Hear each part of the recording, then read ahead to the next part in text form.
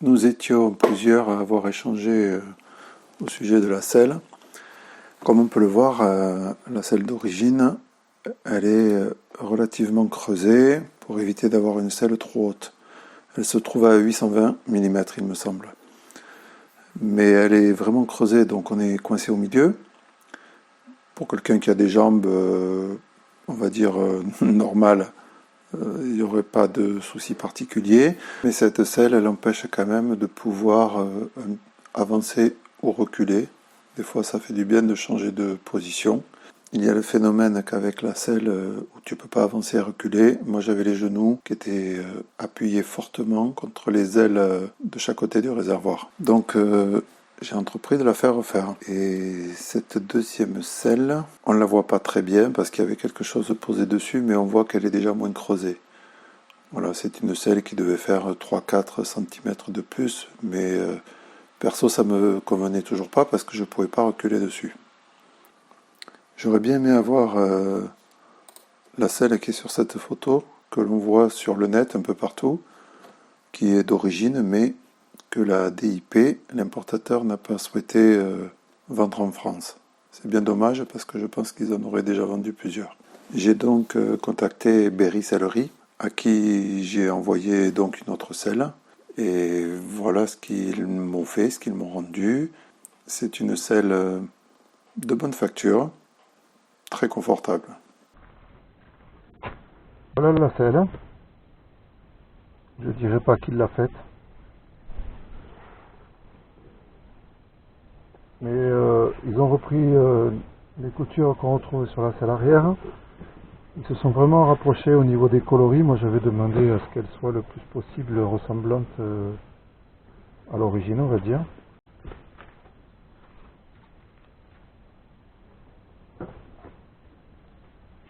Donc la selle avant elle est juste posée.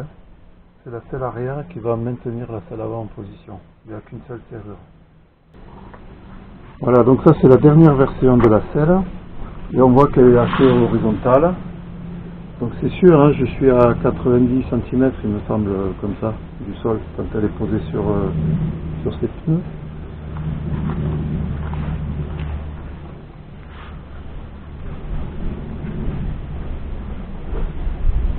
Voilà. Donc maintenant, sans être complètement au fond, j'y suis presque, et voilà, j'ai pas mes genoux qui viennent à l'intérieur de ça, et c'est bien parce que c'était pas très confortable, ça détend un petit peu les jambes aussi, plus facile de se lever, plus tu es assis haut, moins tu fais d'efforts. Je vais remettre la selle arrière.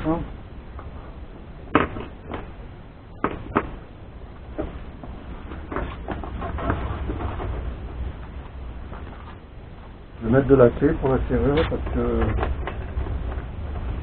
faut l'aider un petit peu, c'est bien en place.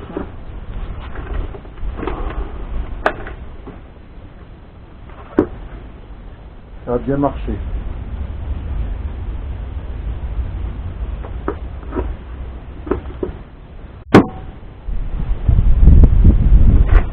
Elle s'envolera pas, hein.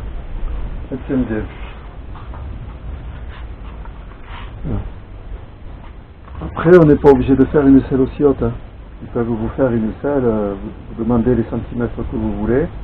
Parce que là, ils sont même remontés un petit peu sur l'avant. Hein. Voilà ce que ça donne une fois monté. Donc ça rajoute encore 2 cm. Je ne vais pas beaucoup en parler parce que je ne l'ai pas vraiment essayé. J'ai fait 20 bornes peut-être, mais c'était bien. Mais je peux pas en dire grand chose. Enfin, pour ceux qui ont une selle dure, je pense que ça apporte quand même un peu du moelleux intéressant. Si vous avez vraiment une selle dure. Donc là, il y a les côtés qui reviennent. Il y en a qui n'ont que le plateau dessus. J'en ai vu un sur un Ténéré. C'était pas mal. Deux, trois choses, je me rends compte que j'ai oublié de parler dans la vidéo. Ça concerne la boîte de vitesse et l'embrayage. Là, l'embrayage est vraiment assez doux. Là, on voit que j'ai un peu trop de jeu. Elle doit aller à la révision. Mais l'embrayage est doux. Il fatigue pas du tout. Et la boîte aussi est très douce, elle fait pas de claque particulier. Alors c'est une boîte à l'ancienne. Des fois ce qui peut se passer c'est que tu veux passer la vitesse, tu montes.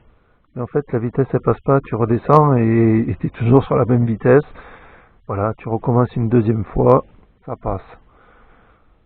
C'est la seule chose un peu, pas bizarre, mais bon, qui peut arriver de temps en temps. Sinon, elle est super douce, la boîte, l'embrayage aussi, il n'y a rien à dire. Un point particulier à surveiller. Au tout début, quand je l'ai eu, j'ai oublié d'en parler, mais il faut d'ailleurs que je le dise à la révision, ça. En rentrant à la moto, je la trouvais un petit peu dure à déplacer. Donc je la mets sur la centrale, je cherche, je regarde, je soulève l'avant et la roue avait du mal à tourner. Et je voyais pas grand chose qui allait pas. Par contre ici là, voilà, on voit bien le niveau il est bas. Mais on voyait rien du tout. Donc j'ai fini par démonter ça. Faut faire attention hein, parce que c'est un liquide qui est extrêmement corrosif, il faut mettre des chiffons partout et y aller doucement.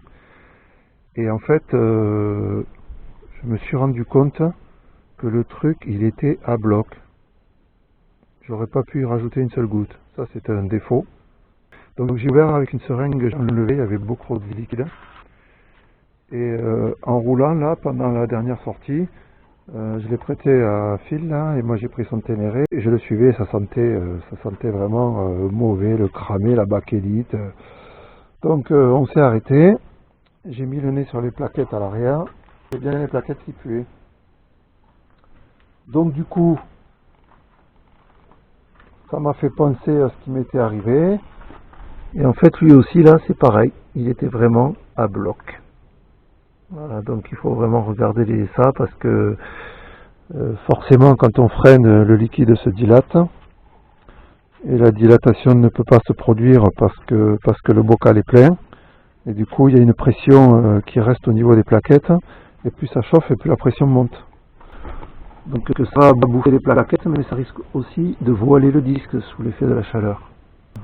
Regardez ce point. Je pense que ça peut servir. Sinon, pour le reste, écoutez, pas grand chose à dire, tout va bien.